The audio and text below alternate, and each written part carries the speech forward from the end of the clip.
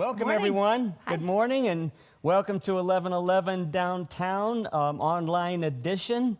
My name is Tom McDermott. I'm the associate pastor here, one of the associates here at First Methodist and the pastor of the 1111 community, and I'm here with my good friend, Charme Robarts. Hi, everybody. And also with the band that we have here, we have Doxy Sultanoff today, yay! And then we have Elena, and we have Brad, and in the back, Justin Pate on the keyboard. We're Hey, so glad to Justin. have him, and Ian and Allie again back in the booth helping out with the sound and with the video clips and stuff. We're going to try some more slides today, and so this will be a little bit more interesting, we hope, for you as an experience. This is our second quarantine edition of, and Charme, yes. Yes, don't forget, you can register online. Just go right to it. You can also donate online. We'd love that. Love to know that you're with us this morning. I understand some of you all are having pancakes right now. I've gotten emails. Some of you are sitting together in socially appropriate distances and having how do you pass pancakes at 6 feet apart? So, but maybe you just leave them somewhere and then you come and you find them. That's you right. find them. It's like when we feed our pets. It's like a pancake hunt. There you go. Something like that. Yeah. So while you're registering your attendance, and remember you got the giving online as well, and we hope you'll do that. I'm going to give you a couple of quick sort of updates about what's going on here at downtown. Well, nothing's going on downtown. It's just empty. It was even more empty this week than last week. But we have our less than 10 number here in this room, and we're going to continue to do this until we're doing it from our homes perhaps. But for now, the offices at the church are going to be closed. We just got that word this morning that the offices here will be closed now for the foreseeable future. And while we haven't officially made a statement with regard to worship services, we were saying we're going to do that on the 25th. And I think it's pretty obvious that we're going to be doing this for the foreseeable future. There are online groups that you can sign up with now. There's a whole menu full of different kinds of groups, small groups that you can sign up through Zoom, through FaceTime. And I hope you'll do that. Go to the webpage at fumcfw.org, and you'll find a bunch of those things. Tomorrow, we're going to try to do our craft theology meeting. We always meet on the fourth Monday of the month. And if you're interested, it's going to be at 7 o'clock tomorrow. Grab your favorite beverage or craft beverage of your choice and find a good comfy seat.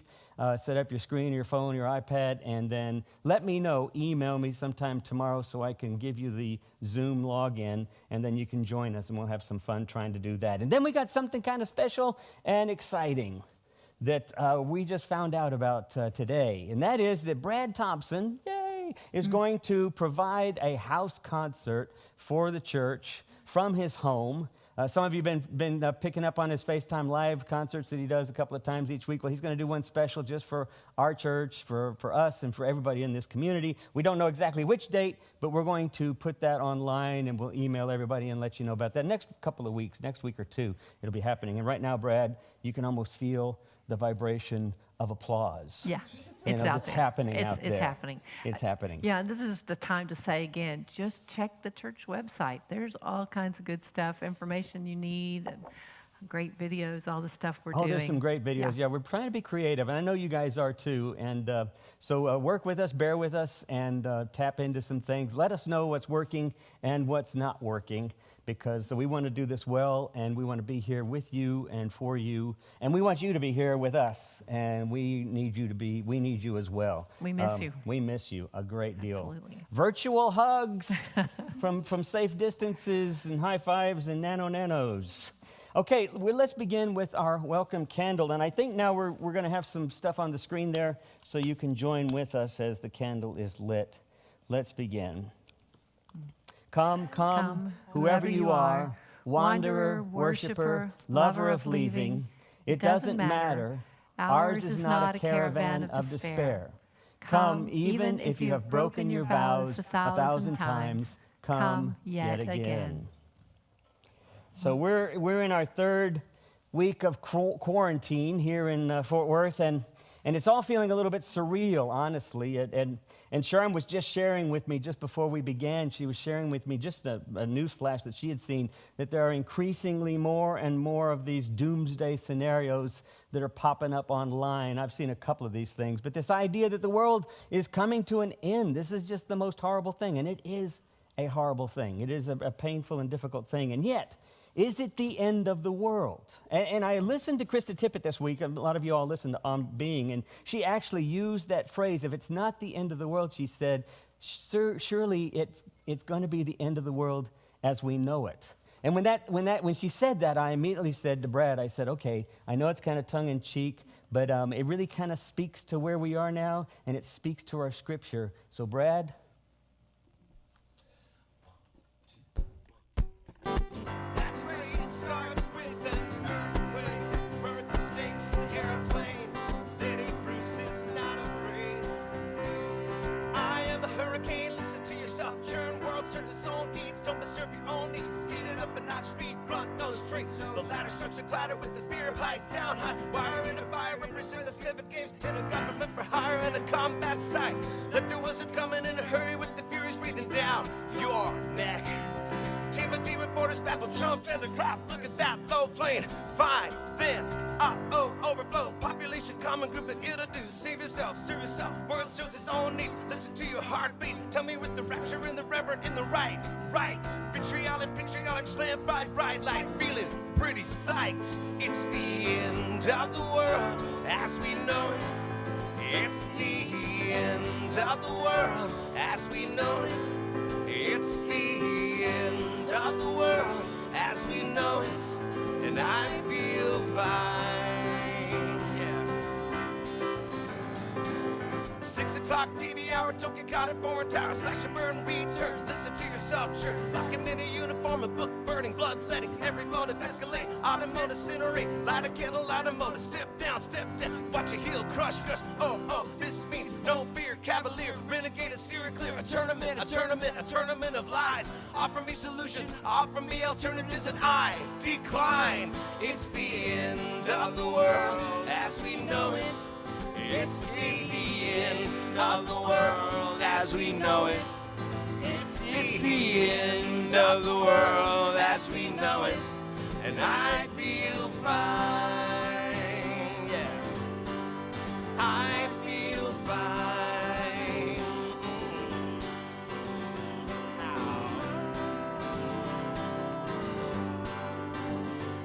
Yeah. It's the end of the world as we know it. It's the end of the world as we know it. It's the end of the world as we know it, and I feel fine, yeah. The other night I dripped a nice continental drip to vibe. Found St. Anna Line, Leonard Bernstein, Leonette Brezhnev, Lenny Bruce and Lester Banks, birthday cake, cheesecake, jelly bean, boom, symbiotic, patriotic, slam button that, right? It's the end of the world as we know it. It's the end of the world as we know it. It's the end of the world as we know it, and I feel fine.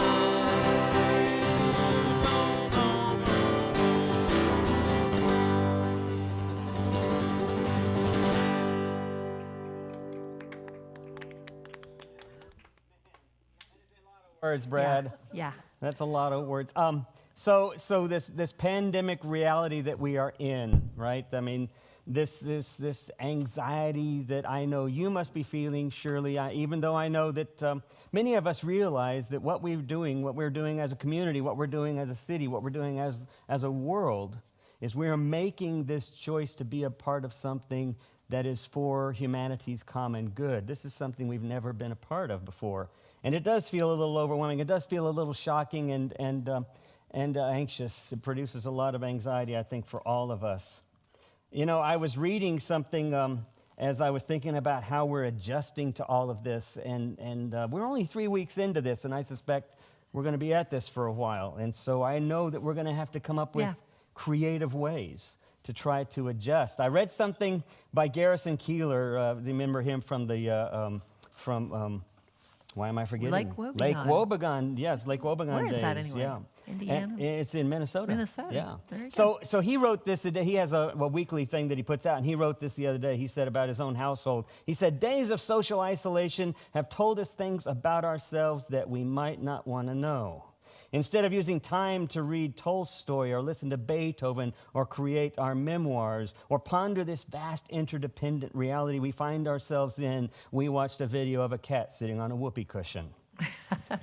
This stress of being at home, it's just we're kind of reaching out and grasping for things. It's not our immediate experience, our immediate default to go to these sort of monastic ways of being in the world when we have this much time on our hands. And I imagine I think about the stress of families, the stress with the kids at home for weeks on end, and every entertainment venue, every outdoor gathering option is closed, every thought of a play date with a neighbor is pretty much nixed except at half block or a couple of houses distance. It's just amazing, though, as I've been reading and watching videos and seeing what's being offered, it's amazing how resourceful families are being. And then this occurred to me, spouses, couples, partners, roommates, significant others who are significantly present all day now, every day now, 7 days a week now. Every day. For how long? Who knows? Who knows how long? And there's no live sports option, but we were looking and we found some creative things there. We found some stuff online. I'll show you a picture of it right here. Let's see if it comes up. Oh, yeah, we found this one. I finally figured out where all the toilet paper is going. We have, people are doing gambling at home, and toilet paper is more valuable than money and gold, as we know. I also found this clever option in England to the cancellation of professional curling. I saw this, which you can try this at home, actually, if you have some clear space with your Roomba. Oh, man, this was amazing. Great idea. Yeah, and just incidentally, seriously, Linda's watching too, my wife, and we have an old, one of the original Roombas. We have not used it. We don't have any use for it. If you need 2 Roombas, just email. We'll put ours on the porch. You can have competitions all week long. That's a lot more interesting than what Dwight and I did. What did you all do? We moved both of our couches and swept behind them. That's a pretty exciting, and yet with a broom. And yet, you probably found stuff back there that you never realized was back there. No need to go into that. Speaking of scary, that's right. So it feels anxious, I know, and we're trying to find some fun ways of dealing with this. But I think our text this morning offers a little bit of some help in this direction. And I've asked Charme if she would read the text as well as a quote, and then she can lead us. And then we'll hear from the band. The reading is from Colossians 1, 9 through 12. This is the Message. Be assured that from the first day, we haven't stopped praying for you, thinking of you, asking God to give you wise minds and spirits attuned in a path for all of this, and so acquire a thorough understanding of the ways in which love works. We pray that you will live well into this path and deeply empowered by grace as you work hard in this time. As you learn more and more how love works, you will learn how to do your work. We pray that you'll have the strength to stick it out over the long haul. Not the grim strength of gritting your teeth, but the glory strength God gives. It is strength that endures and that is endurable and spills over into joy, with gratitude for this love which makes us strong enough to take part in everything bright and beautiful that life offers us. And then, sometimes your joy is the source of your smile, but sometimes your smile can be the source of your joy.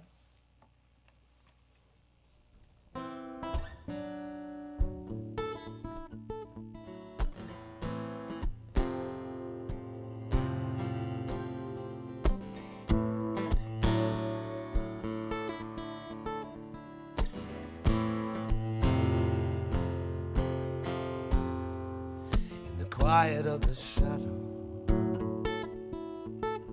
the corner of a room, darkness moves upon you, a cloud across the moon. You're bearing all the silence, the constant that will turn. Wind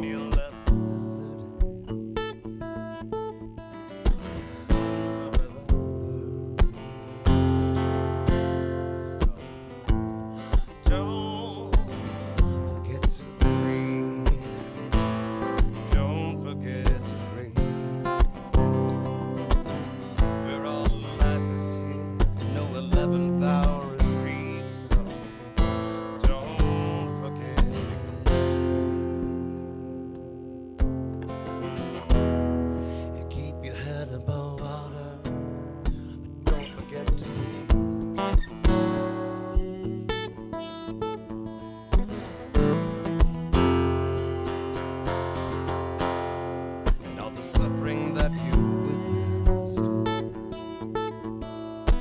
the hand that points on the wrong. They remind you how it's endless,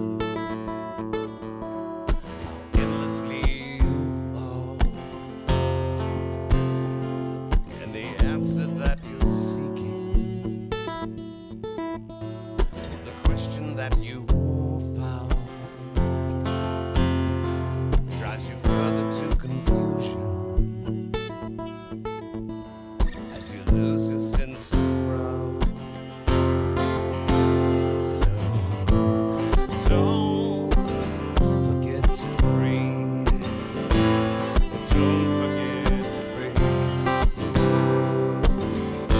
All life is here, no 11,000 reefs. So don't forget to breathe. You keep your head above water, but don't forget to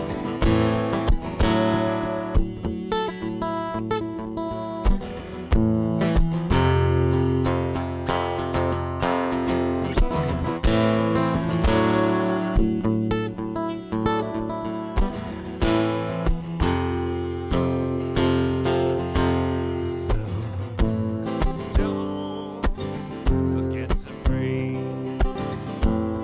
Don't forget to breathe. You know you are here, but you find you want to leave. So don't forget to breathe.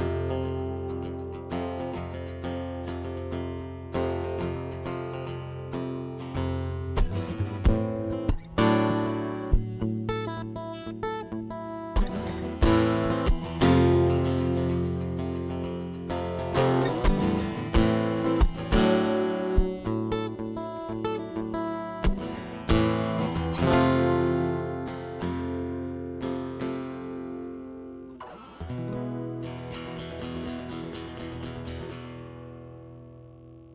Wow.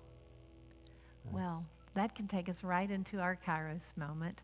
This is our practice to stop and breathe together.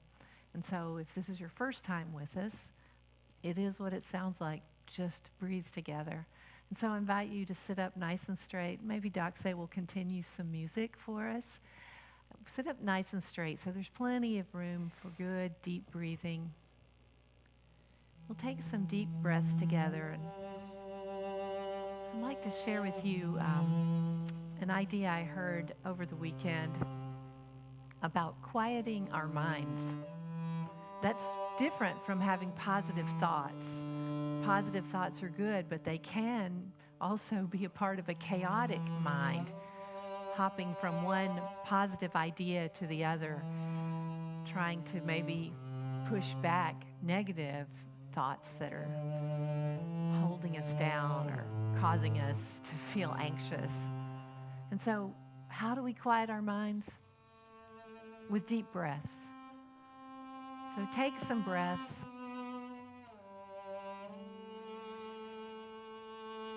It will slow your heart rate. Will help you reset your brain. And with this slow and quiet mind, there is space for gratitude and joy and more peacefulness.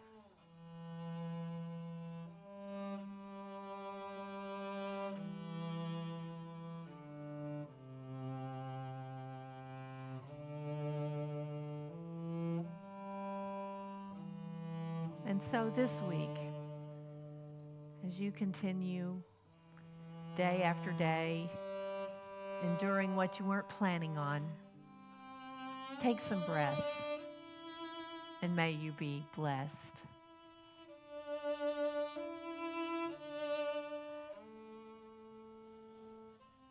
Amen.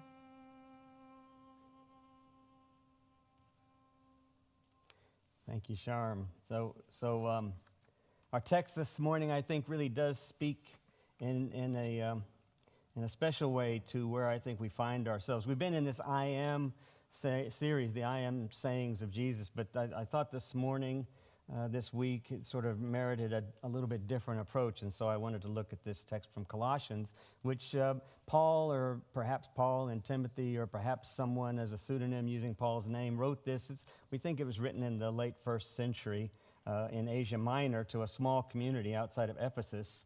But I think what Paul was doing was he was writing to a community that was facing persecution. They were a new community of Jesus followers, Jews and Gentiles who had decided to follow Jesus' ideas, and because of that, they were persecuted, and oftentimes they lived in isolation, and their survival was dependent not just on each other, but on their safety. And here Paul speaks about being rooted in this idea and empowered in God's glory. So what I want to do is I want to suggest that we think of this a little differently here in the 21st century, that when we say that they were strengthened and encouraged, what they were strengthened and encouraged by was the very acts of risking love and caring for themselves and for others. And what I want you to think about is I want you to think about God as love itself. And love is something that is as deeply rooted in our lives as the budding of new leaves that we're seeing now as the season of spring begins. This feeling of oxygen that Charme was talking about in Kairos, just the deep breath, the gift of oxygen, and the care that we have to bring to how we breathe and our air that we breathe, even now as we understand viruses transmitted through the air. And we recognize that this is a precious thing. I think what we find is we find strength in this kind of love. We find strength in recognizing in the smallest details, recognizing that God's grace, that love and grace are at the root of all of this. And that literally, even if you smile, I love the Thich Nhat Hanh quote that Charme read, because this idea that even if you just smile, if you just force yourself even to smile, you are actually triggering endorphins and serotonins into the brain that create even a momentary release. If not a long-term kind of release, at least momentarily it stops whatever anxieties are overwhelming us. Sometimes we say things so often that they seem trite, like smiling is contagious, but for real. It really is. Yeah. It really is. And you might have noticed this before if you smile in a mirror, that you even feel that little bit of contagion yourself. I know a lot of us are isolated even by ourselves right now. And I think this practice of just breathing in and smiling as we breathe in and as we let it out begins to create this release within the brain that provides some kind of healing. And I want you to think of God as at the very source of that as well. I was listening recently to Rebecca Solnit, who wrote a book. She's an author who writes a lot of nonfiction works related to social movements and to historical events. And she wrote a book called Hope in the Dark that really deals with all of the kinds of disasters and crises that humanity has faced in the last 100 years, the San Francisco earthquake, the hurricane in New Orleans, the 9/11 tower destruction, and she speaks of the human response that happens when our hearts are broken open by these kinds of disasters and this kind of anxiety. And at the sight of human suffering, our hearts break. Our hearts literally open. We experience kind of a vulnerability. And what she says is, what is it? She asked this question: what is it about these crises that break us open, that inspire us to consider others completely remote from us in any other setting, at any other time, to consider them as brothers and sisters in life? What is it about us that suddenly breaks open in those moments that we don't see it in every other moment? We have to, almost as if we have to have our brains, our hearts sort of cracked open in order to gain this kind of awareness that we are all connected. And then she says, what would it take for us not to lose that connection? My daughter-in-law blogged last week, and Emily McDermott, and I was so proud of her. You can go online and find this under Transformation, I think, if you look at the website. But she wrote this, which I thought was really interesting, her perspective on this. She said, humanity has come together more in the last month or so than I've witnessed in my entire life. I've seen food pantries set up in the neighborhood streets offering people, I think we have a picture of a couple of them there. One was just literally they took out their cabinet and they just put it out on the front and put a sign up there. She said, I've watched Italians coming out of their homes to applaud in mass for the efforts that the healthcare workers in their cities are doing. I've seen the internet being used as a mechanism to unite rather than divide. I've had virtual happy hours with my friends from all over the country. I'm suspecting some of you have probably already experienced the wonder of a virtual happy hour. She said, my children and I have watched astronauts reading from the International Space Station, museums from all over the world offering online tours of their exhibits. Disney released Frozen 2 months early on their streaming service. And there was parents collectively rejoicing when that happened. There's this charm, there's a double sense in which our heart breaks open, isn't there? Yeah. I think you have a Parker Palmer quote about that. Right. He's Parker Palmer, great thinker, teacher. He talks about that our hearts may be open in one of two ways. The one would be if our hearts are shattered and scattered, or they could be open with capacity for giving and receiving joy and hope and love. Well, but you shared with me an experience that you actually had with some city folks, our city officials this last week. I want you to share that. Once again, modern technology is helping us so much. So I'm in a Zoom meeting on Friday, I think it was, with leaders around the city who are working to answer the needs of our community, such as who's going to get food to the senior citizens who used to go to the community centers for their lunches. We were talking about childcare for our essential workers and education for them as they are in maybe different childcare places than they've been in. We talked about answering all kinds of food needs. There were people from the Territory Food Bank, from Meals on Wheels, from the city of Fort Worth. All of these people coming together to share information, to raise questions so that we know what is the next thing we need to do.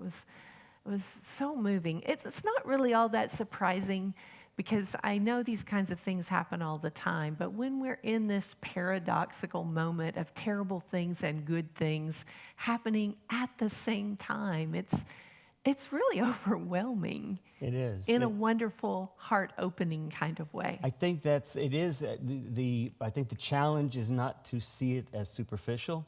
Right. And that's sometimes what we find ourselves doing is because we go back and forth between gravitating on the latest COVID-19 awareness or announcement or update in our area, and then we go back to something silly or something humorous or something touching. And I think what we have to remind ourselves is that our natural response is to be afraid. That's just our most basic response to things. The challenge, though, is because it is so endemic to our biology, we tend to gravitate towards negative things. We tend to, it's almost as if we're looking for things to confirm our fears, our worst fears. And I know that with our economy as it is right now tanking, and I know a number of you are struggling with your jobs, or you're worried about what will be the job in the future, and will you have a job in the future? And we're kind of worried and anxious. What will the church look like in the future? This changes everything in so many ways.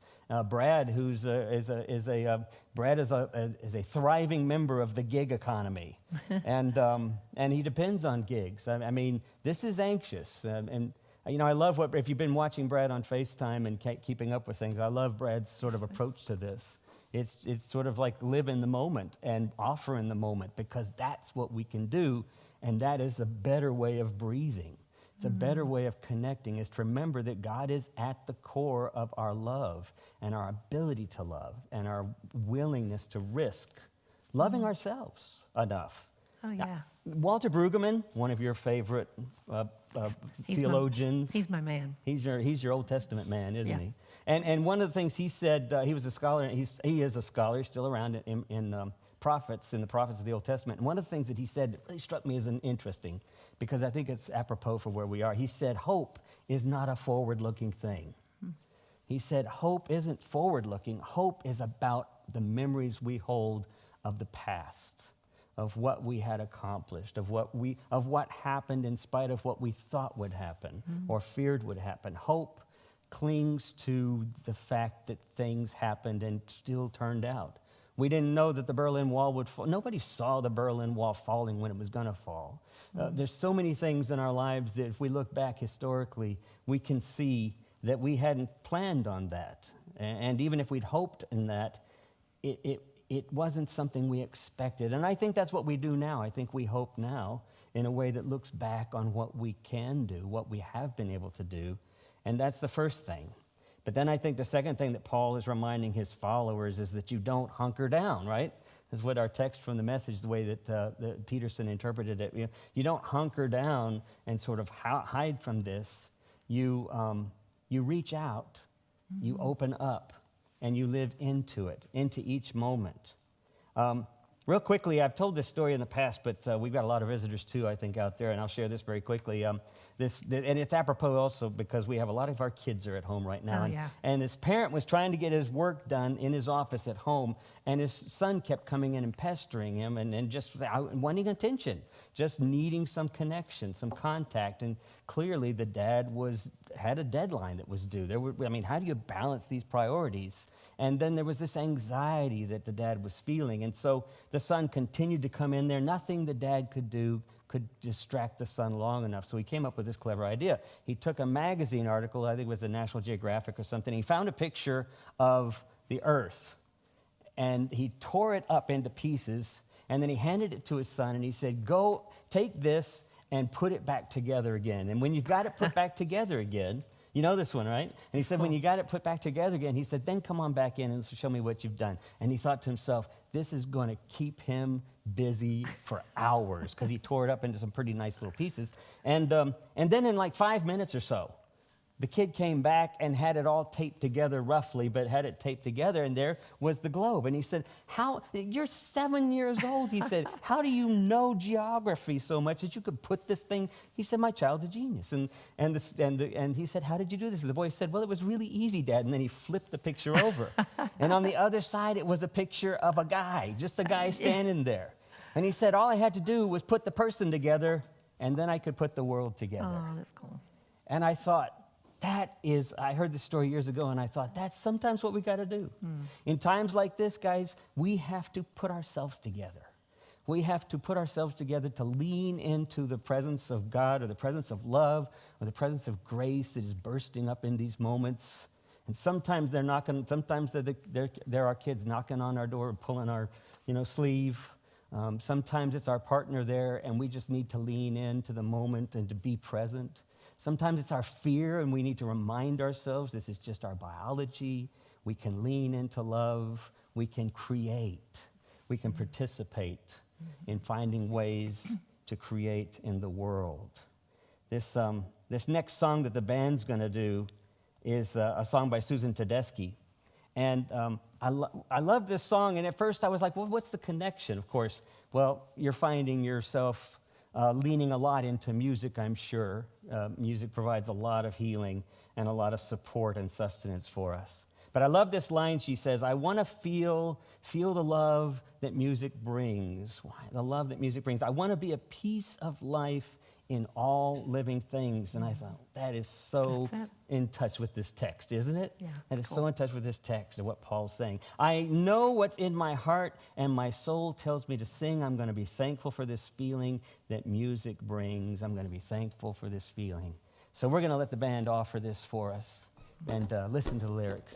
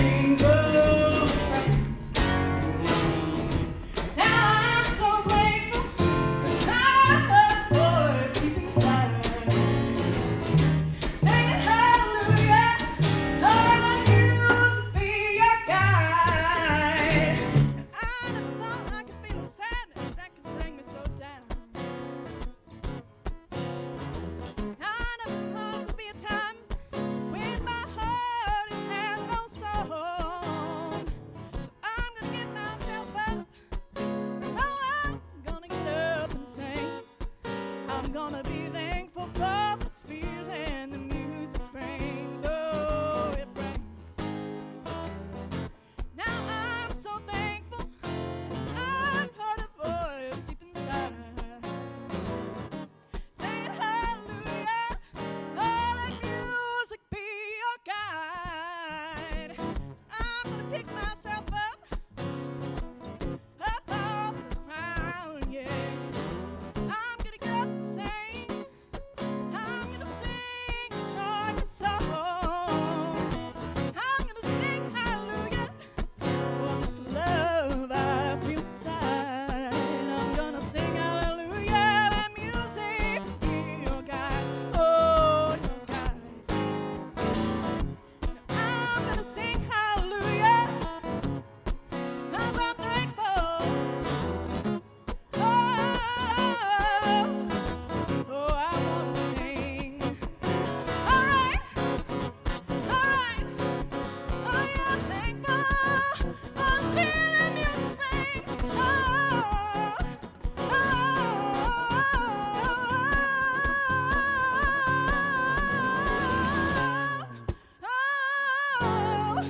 I'm so thankful for this feeling, that music. Oh, that music brings.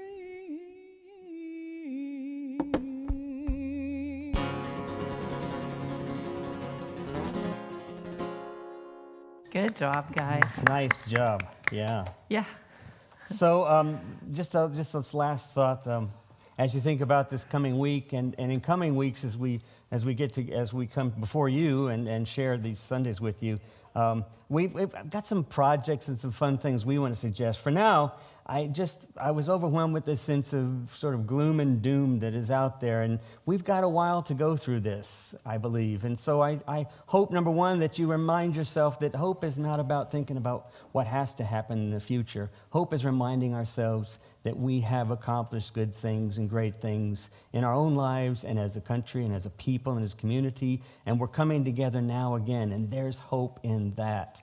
And secondly, that we participate, that you take a chance on your own life and that you participate in the moment. When you fear the fear, when you feel the anxiety, remind yourself that's just the way it's going to be. In fact, here's how Paul says it again in my paraphrasing.